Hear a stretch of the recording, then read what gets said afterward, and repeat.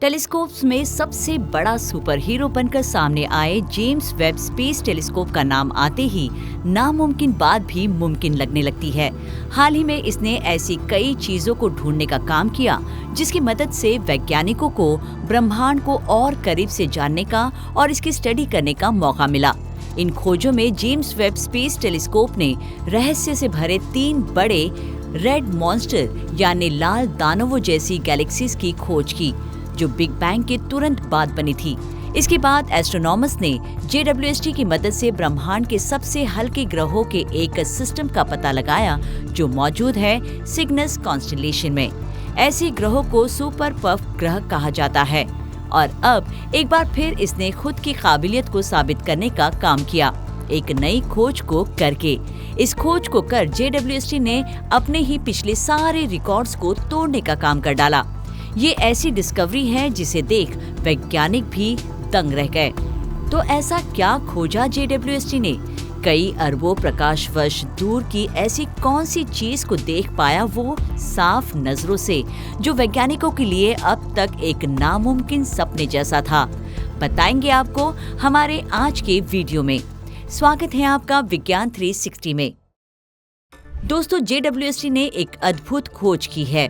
Space में मौजूद अब तक की सबसे पावरफुल टेलीस्कोप ने ब्रह्मांड में बहुत दूर मौजूद एक गैलेक्सी में 44 अलग अलग तारों को साफ साफ देखा है, जो हमसे 6.5 अरब प्रकाश वर्ष दूर मौजूद है।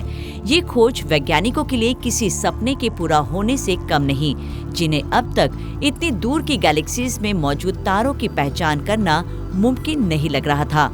लेकिन JWST की मदद से अबेल 370 नाम की गैलेक्सी क्लस्टर में मौजूद ड्रैगन आर्क में इन 44 तारों की पहचान की गई है। इस अचीवमेंट को गुरुत्वाकर्षण लेंसिंग के इस्तेमाल से हासिल किया गया। ये एक ऐसी घटना है जिसमें दूर मौजूद तारे से आने वाली रोशनी फोरग्राउंड गैलेक्सी क्लस्टर के गुरुत्वाकर्षण फील्ड द्वारा मैग्नीफाइड हो जाती है। ये आर्क दूर की गैलेक्सी से आती एक ऐसी रोशनी है जो एक लंबी लहराती रोशनी की पट्टी के रूप में दिखती है। इस गैलेक्सी की ये रोशनी करीब 6.5 अरब साल पहले पृथ्वी तक आनी शुरू हुई, जब हमारा ब्रह्मांड अपनी मौजूदा उम्र का करीब आधा था। JWST ने जिन 44 तारों की खोज की है, उनमें से बहुत से ऐसे तारे हैं जो रेड सुपर जायंट है, यानी वे अपने जीवन के आखिरी फेज में है। ड्रैगन आर्क में इन तारों की मौजूदगी प्लैनेटरी लेंसिंग की वजह से है। ये ऐसी घटना है जिसमें एक विशाल आकाशगंगा समूह जैसे अबेल 370 अपनी विशालता गुरुत्वाकर्षण शक्ति के चलते दूर की गैलेक्सीज की रोशनी को मोड़ देता है, जिससे वे लहराती आर्क्स के रूप में दिखाई देती है। जेम्स वेब स्पेस टेलीस्कोप की नई खोज से एस्ट्रोनॉमर्स को डार्क मैटर और गैलेक्सीज के विकास से जुड़ी बहुत खास जानकारी मिलेगी। इनकी स्टडी करके वैज्ञानिक ब्रह्मांड के शुरुआती इतिहास और उसके स्ट्रक्चर को अच्छी तरह से समझ सकेंगे। इससे पहले भी जेम्स वेब स्पेस टेलीस्कोप चर्चा में आया, जिसने न सिर्फ कॉस्मोलॉजी को हिलाकर रख दिया, बल्कि इसने कुछ ऐसा कैप्चर किया है जो एकदम भूतिया रहा। साल 2023 में जिस गैलेक्सी को वेब ने देखा है, वो हबल स्पेस टेलीस्कोप द्वारा ली गई इमेजेस में पूरी तरह से गायब दिखी। तो क्या है ये, और ये तस्वीरें वैज्ञानिकों के बीच चिंता की वजह आखिर क्यों बन रही है? दोस्तों, हमें गैलेक्सी की जो इमेजेस मिली है वो इतनी चमकदार या चमचमाती तस्वीर नहीं है जिनको देखने के आप आदी हो चुके हैं, बल्कि ये एक ऐसा कॉस्मिक विद्रोही जैसा है जो ब्रह्मांड की गहराई में कहीं छिपा बैठा है। गौर से देखिए इसे, ये कोई ऐसी वैसी गैलेक्सी नहीं है। जितनी अजीब ये दिखती है, इसका नाम भी उतना ही अनोखा है, जिसमें नंबर्स और अक्षरों का मिश्रण है। इसके बावजूद जेम्स वेब स्पेस टेलीस्कोप इस धूल भरे सिलेब को पकड़ने में कामयाब रहा, जिसे AZTEC C71 नाम से जाना जाता है।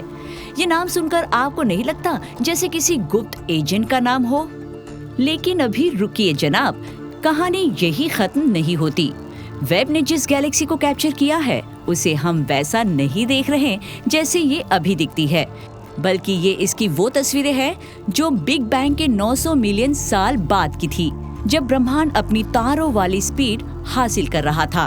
वैसे आपकी जानकारी के लिए बता दें कि ऑस्टिन में टेक्सास यूनिवर्सिटी के जेड मैकिनी ने इस बारे में कहा, हो सकता है कि ये हमें बता रहा हो कि गैलेक्सीज की एक पूरी आबादी ऐसी रही हो जो हमसे अब तक छुपी रही, लेकिन कैसे? वैसे ये सब बातें आखिर क्यों मायने रखती है? खैर, वैज्ञानिक तो ये कह रहे हैं कि इसका मतलब ये हो सकता है कि शुरुआती ब्रह्मांड के बारे में जितना हमने सोचा था, ये उससे ज्यादा धूल से भरा था। ये जानकारी हमें ये जानने में मदद कर सकती है कि बिग बैंग के बाद चीजें कैसे घटती गई। AZTEC C71 हमेशा से सुर्खियों में नहीं रहा। इसे पहली बार जेम्स क्लार्क मैक्सवेल टेलीस्कोप के जरिए एक ब्लॉब यानी बूंद की तरह देखा गया था। इसके बाद अल्मा रेडियो टेलीस्कोप ने इसे मंजूरी दी। इस बारे में मैककेनी ने कहा, ये चीज वाकई में एक राक्षस है और भले ही ये एक ब्लॉब यानी बूंद की तरह दिखती है जो बाहर निकल रही है, जिससे हर साल सैकड़ों नए सितारे बन रहे हैं। चलिए अब कुछ गंभीर स्टार पावर वाली गैलेक्सीज के बारे में बात करते हैं। ऐसा सोच लो कि एक इंटरनेशनल टीम जो आसमान के 3 फुल मून्स के साइज के एक टुकड़े में ब्रह्मांड की शुरुआती स्ट्रक्चर्स का मैप बनाने के मिशन पर है। मैककिनी और उनकी टीम ने शुरुआती ब्रह्मांड के धूल से भरे बादलों के पार देखने के लिए ब्रह्मांडीय सुपर हीरो जेम्स वेब का इस्तेमाल किया। वैसे JWST से पहले ये गैलेक्सीज मानो जैसे स्कूल के अच्छे बच्चों की तरह थी, जिन्हें ढूंढना मुमकिन ही नहीं था। इन गैलेक्सीज की तारों की रोशनी ऑप्टिकल वेवलेंथ्स के साथ मानो जैसे लुका छुपी का खेल खेल रही थी, जो धूल द्वारा एब्जॉर्ब होती है और एक ऐसे सीक्रेट कोड में फिर से उत्सर्जित होती है जिसे सिर्फ JWST ही डिकोड कर सकता है। इसके बाद पता चला कि इनमें से 5 गैलेक्सीज में से एक हबल टेलीस्कोप के लिए अदृश्य यानी इनविजिबल थी। हबल डार्क गैलेक्सीज एक पूरा का पूरा ग्रुप। मैककेनी ने इस बारे में कहा कि गैलेक्सी के विकास के इतिहास के बारे में हमारी समझ पक्षपातपूर्ण यानी बायस्ड है, और वो इसलिए क्योंकि हम सिर्फ ऐसी गैलेक्सीज को देख रहे हैं जो पूरी तरह से साफ नहीं और जो कम धूल से भरी है। वेब टेलीस्कोप एक टाइम मशीन की तरह अपने वादे को पूरा कर रहा है, जो शानदार तरीके से सेंसिटिव ऑब्जर्वेटरी में पहले देखी गई गैलेक्सीज के मुकाबले ज्यादा दूर की गैलेक्सीज का पता लगाकर उनको कंफर्म कर रहा है। और अब इसने 4 ऐसी गैलेक्सीज को कंफर्म किया है जो बहुत दूरी पर है, जिनमें से एक ने लगभग 13 अरब साल पहले चमककर कॉस्मिक रिमोटनेस का रिकॉर्ड बनाया था। दर्जनों ऐसी गैलेक्सीज को भी स्पॉट किया गया जो बिग बैंग के सिर्फ 550 मिलियन साल बाद या उससे कम वक्त के बाद की थी।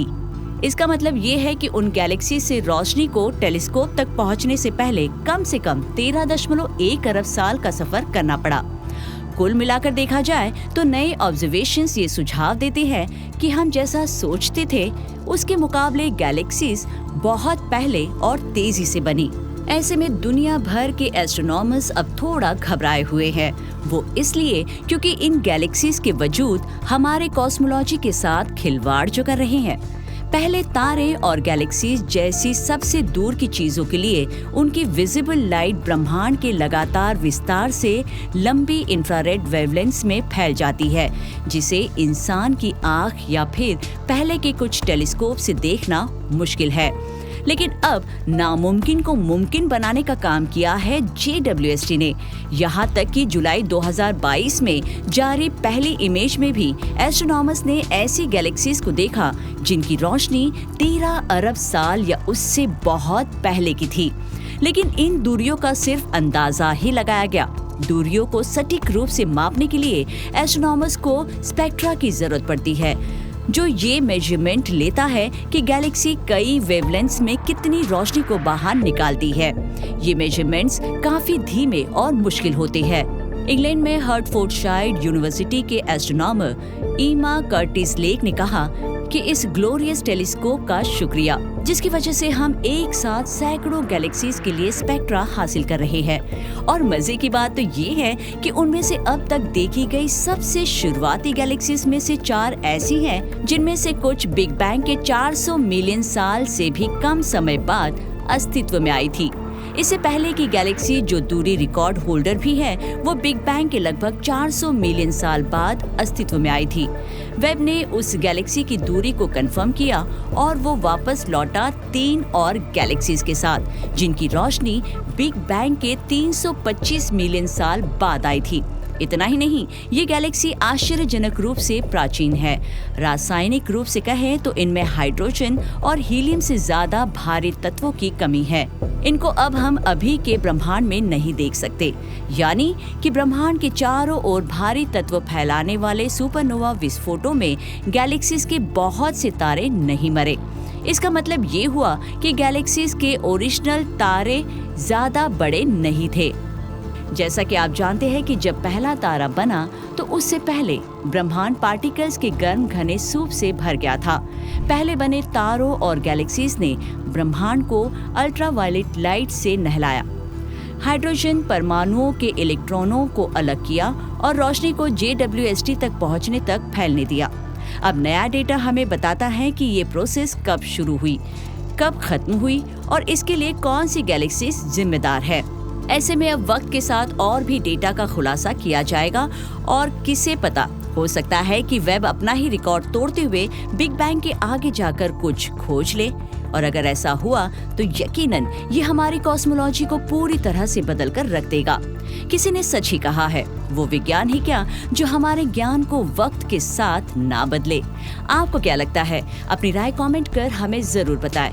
विज्ञान से जुड़ी ऐसी ही इंटरेस्टिंग खबरों को जानने के लिए हमारे चैनल विज्ञान 360 को सब्सक्राइब करें और बेल आइकन को प्रेस करना ना भूलें।